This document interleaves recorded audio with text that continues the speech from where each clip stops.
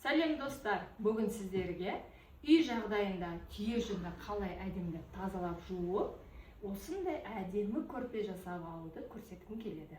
Олай болса, біз міне түйе жүндерімізді, жайында жүрген түйелеріміздің осы әдемі жүндерін алып келдік, таңдап. Ішіндегі барлық кір қоқыстарын, жаңағы шеңгелдерін бәрін тазалап дайындап алдық. Енді міне көріңіздер, бірақ бәрібір шаң болып тұр. Осыны енді әдемілеп жуып тазалап аламыз.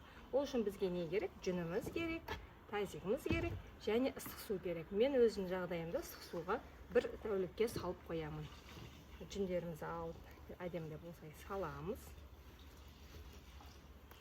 Және үстіне әдемі етіп ыстық су құямыз.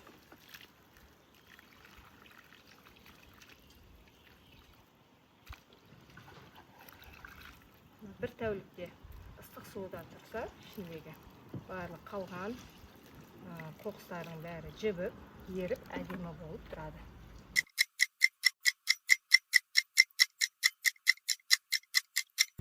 Міне бізді бір тәулікке жібітіп алдық жүндерімізді. Енді қайтадан суын төгіп, жаңа су құйып, ішіне барлық қоспаларымыз салып, міне жібіттік.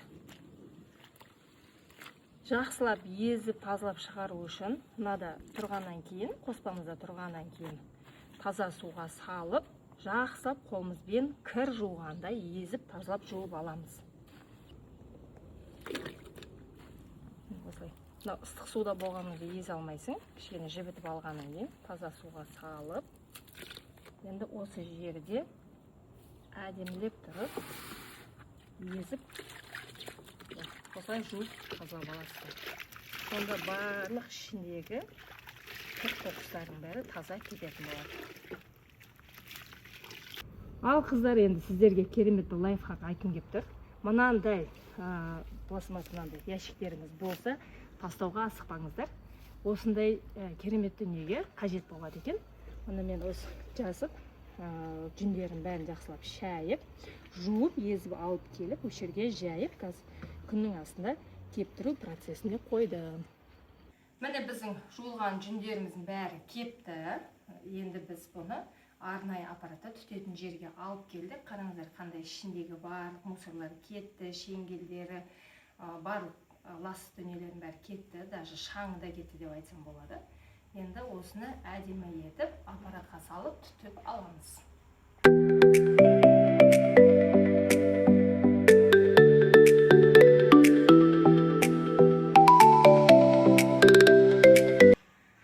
Достар, қараңыздар, қандай әдемі, осындай керемет болып жүніміз түтіліп шықты. Бұл жүнмен енді барлық өзіңізге қажетті кәдеңізге жаратсаңыз болады. Мен жағдайымда мен бұл жүннен жамылатын бір кісілік көрпе тіккім келіп тұр. Міне енді біздің түтілген жүнімізді көрпе матасына салатын боламыз.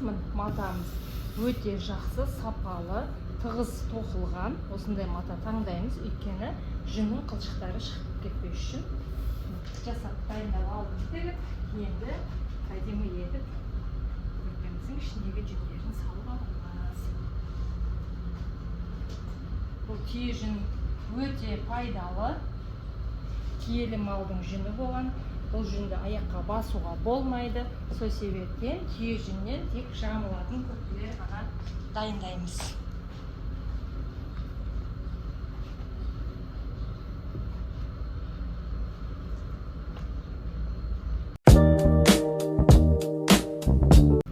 Міне біздің енді жүнімізді тегіс әдемі етіп салып алдық матамыздың ішіне.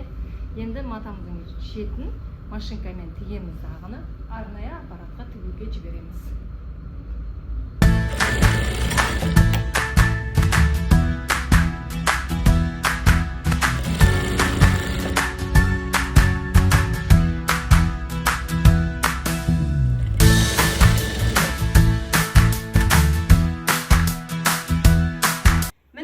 Көрпеміз дайын болды, өте әдем болып шықты. Егер сіздерге менің видеомнан пайда тигізген болса, каналға тіркеліп лайк басуды ұмытпаңыз.